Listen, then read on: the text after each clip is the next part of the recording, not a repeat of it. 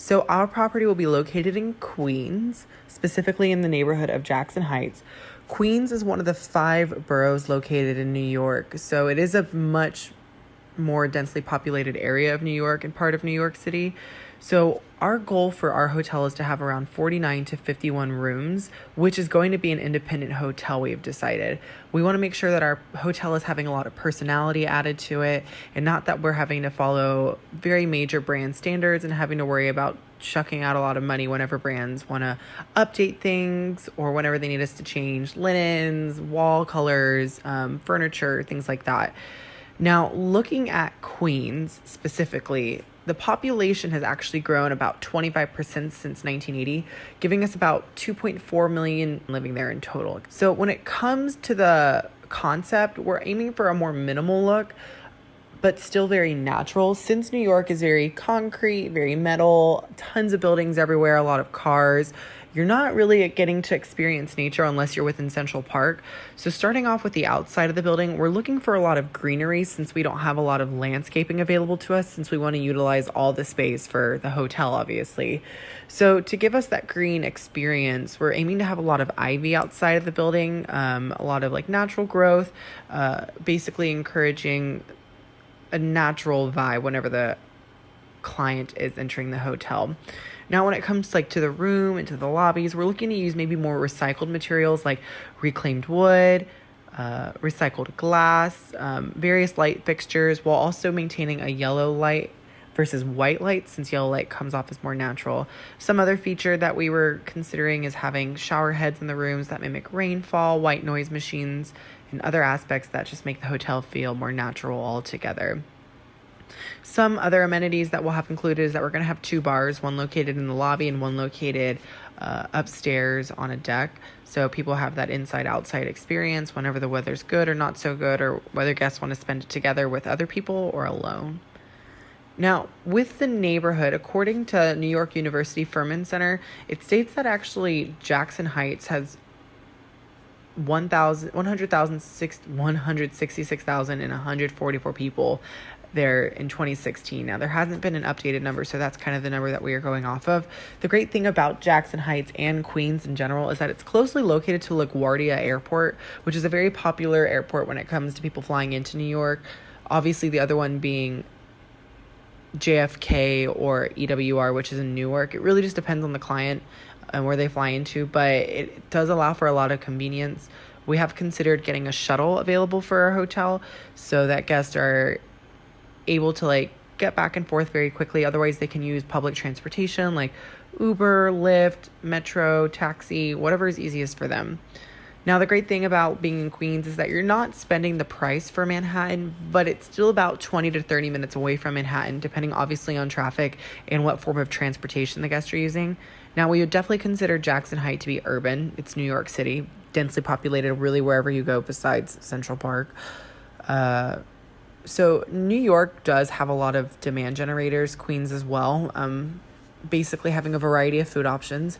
Nothing is really cookie cutter in New York. Obviously, you're going to see your popular chains that are multi-million-dollar companies, but you also have a lot of local attractions that you really can't find anywhere else. You're going to have a lot of landmarks like the Statue of Liberty, Central Park, and the Empire State Building. So there's a lot that New York has to offer that you're not going to find anywhere else, that a lot of tourists do come around for. Certain brands will have storefronts that you can only find in New York. You're going to have more walking available to you, so you're able to find a lot of things a lot faster since you're not having to get in a car, deal with traffic, since a lot of things are within walking distance, and the metro is quickly available and very cost effective, usually about $35 for a week pass. So that's why we ended up going with New York and Jackson Heights specifically, so our clientele is not having to spend about $500 a night or $300 a night like they would in New York City, whereas they can be spending around the high hundreds, lower 200s to get just as a great quality. The only sacrifice is a little bit of a commute, but yet again, they'll probably be waking up early, getting home late if they're visiting New York for leisure purposes, since we're specifically aiming towards a transient group versus business. I'm Jordan, and I will be discussing the market area information and our collective analysis of the submarkets, economic data, airport traffic, and destination attractions in Queens, New York that helped us to justify our property site in the feasibility study. It was important for the subject property to be located in an area where trends are reflective of a good environment. So choosing an area that is experiencing current growth now, but is projected to decline in growth 3 years from now would not be ideal, as the property would not be seeing enough profitability long term. As previously mentioned, the subject property is located in Queens, New York, so the identified submarket includes the neighborhoods of Jackson Heights, Woodside, and Elmhurst as pictured. The economic data for the Queens market was imperative in determining the earning potential for the proposed subject property. The economy of New York City reflects a GDP of $74 billion in 2015, which is a result of the success of the primary industries present in the state of New York. These industries include business, tourism, manufacturing, and agriculture. On a much smaller scale, the more prevalent industries in Queens, New York is medical, airlines, education, retail, manufacturing, transportation, and hospitality. The occupation of each industry in the market is relatively evenly spread. What makes the proposed site relevant in the travel and tourism industry is the large pull factor that stems from many large companies having their headquarters in Queens. Piano manufacturer Steinway & Sons is located in Astoria, the makers of vitamin water are headquartered in Whitestone, and JetBlue Airways is based out of Long Island City. As of 2016, the population of Jackson Heights, New York was approximately 166,000 people, which is a decrease in the population in 2010. However, despite the decrease in the population, the median household income for homeowners and renters increased overall. An attractive quality of the market is that unemployment rates have gone down by almost half since 2010. This is an almost direct result of the number of businesses increasing by 22% and business sales increasing by 54% since 2009. As a whole, it is estimated that there are 52,100 businesses within Queens, New York currently. A central factor that was utilized in the consideration of the proposed property market analysis was that the hospitality industry has been one of the industries that has seen the most growth in Queens in recent years. Furthermore, the population of Jackson Heights is growing increasingly diverse. Another important quality is airport traffic in the area. It's an indicator of how much travel and tourism the proposed property will see over time. The nearest major airport is LaGuardia Airport, where both international and domestic flights fly out from New York, New York. The airport itself is 2 miles from the center of Jackson Heights, and the next closest airport is John F. Kennedy International Airport, so JFK is about 13 miles from the center of Jackson Heights. LaGuardia Airport in 2017 had a total of about 30 million passengers on its flights. This is roughly 50% of the passengers traveling on flights from JFK in the same year. So the majority of travelers at LaGuardia Airport, they're landing and immediately embarking on transportation into New York City for business. Leisure travelers typically spend more time in the city as well, but Queens has recently been getting more tourist attention and rising in popularity. On a larger scale, Queens contains some of New York's best parks, where the Queens Museum and New York Hall of Science reside. Another great attraction is the Gantry Plaza State Park, which has an iconic view of the Manhattan skyline. So leisure travelers are interested in not only parks and museums, but its culinary scene, beaches, and sports offerings as well. Perhaps one of the greatest pulls for travelers is for sports. The New York Mets play at Citi Field in Queens. Travelers are also primarily interested in the convenience of traveling into the city. So Jackson Heights and Queens as a whole is very close to the city and offers access to public transportation. This makes it incredibly easy to travel to Jackson Heights and into the city when needed. So supply and demand for the New York market. Currently in our pipeline, we have 10 in construction, 3 in final planning stages, and 7 in the planning stages. The brands dominating the pipeline currently will be La Quinta, Sleep Inn, and Best Western.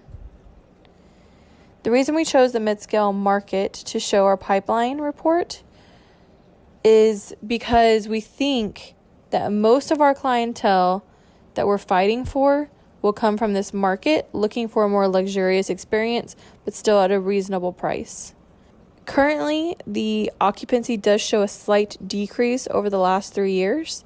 However, it is as 15% above the national average, which is currently 65%. And for ADR in our market, we do have a slight increase over the last 3 years. So it balances out pretty well because it's about the same amount decrease and increase in both. As for RevPAR, it stays reasonably about the same with very slight increases over the last 3 years. However, we will not really have any significantly low seasons. It'll be a shoulder season and a high season. In the LaGuardia and Queens region, there are currently 38 hotels and 3,259 rooms. But with our region already having as high as 83.9% occupancy rate, it shows that the demand is there and can be met easily. As for the projected occupancy for this property, we are looking at year 1 to be around 75.5%, by year 3 about 84%, and hopefully by year 4 and 5 we can maintain 85%. And our projected rate starting in year 1, we're guessing around 154. We will see increases from year 1 to year 5. In year 3, we're looking at around 170, and by year 5, 187.35. Impacts on our market include bad weather, events in the area, changes in the economy, political landscape. Because these impacts are uncontrollable and unforeseeable, it prevents the ability to have exact projections for occupancy and average rate. The 5-year projections provided should not be taken as fact, but as potential projections for the proposed property.